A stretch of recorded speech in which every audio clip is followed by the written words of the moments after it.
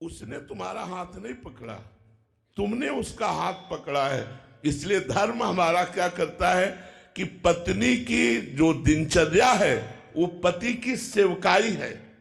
समझना, पत्नी का कर्तव्य नहीं कि सुबह से माला लेके बैठ गई है, पत्नी को ऑफिस जाना है, वो बोले जी हमारे जब 11 माला पूरा हो जाएंगे तो चाय बनाऊंगी, अब वो पति बेचारा भूखा ऑफिस जाए, वो माला काम नहीं करेगी।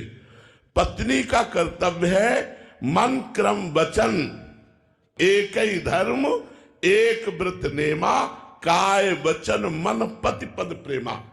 वो अपने शरीर से, अपने मन से, अपने वाणी से, अपनी चेष्टाओं से केवल पति की सेवकाई करे, और पति जो धर्म करेगा, भजन करेगा, उसका हिस्सेदार पत्नी होगी।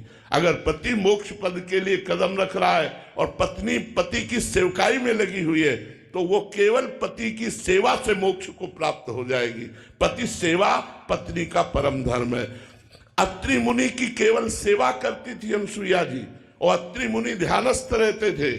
अपने पति के प्रताप से जब भगवान शंकर, ब्रह्मा और विष्णु उनकी परीक्षा लेने के लिए गए, हाथ में जल लिया और कहा 6-6 महीने के बालक हो जाओ।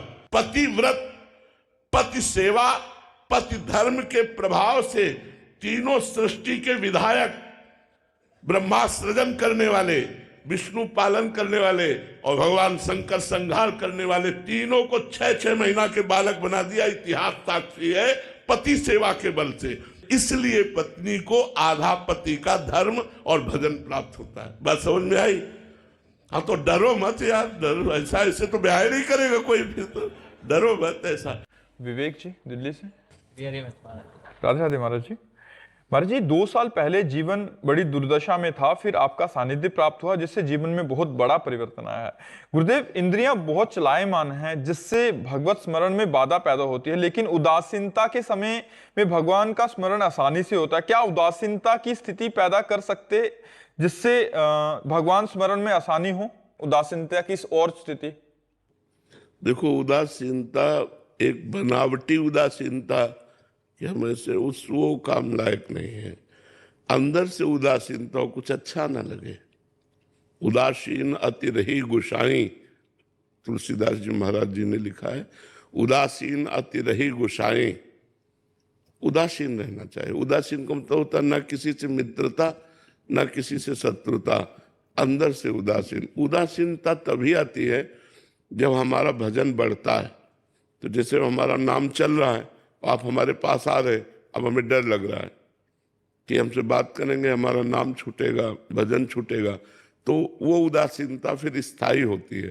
तो हम और भजन बढ़ावें जिससे उदासीनता हमारी बढ़ती रहे। उदासीनता ही भजन में परिपक्वता लाती है।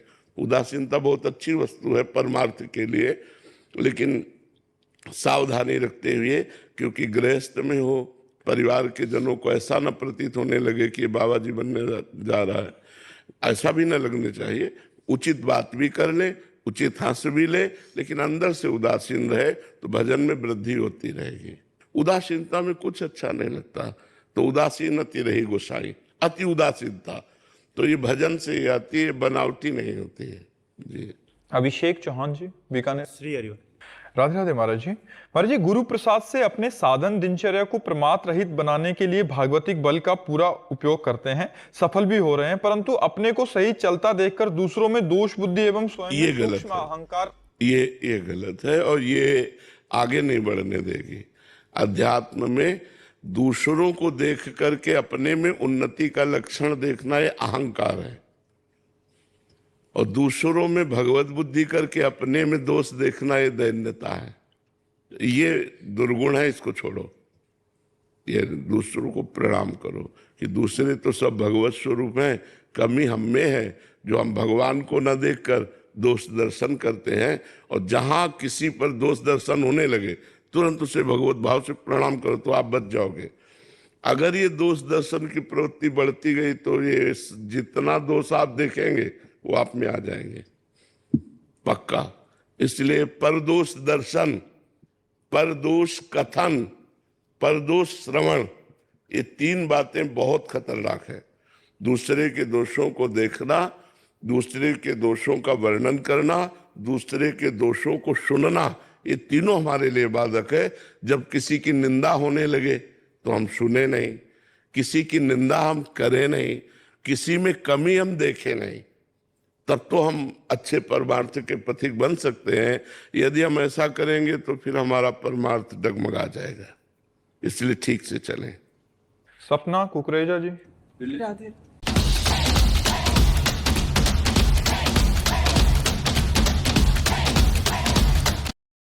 राधे राधे महाराज जी।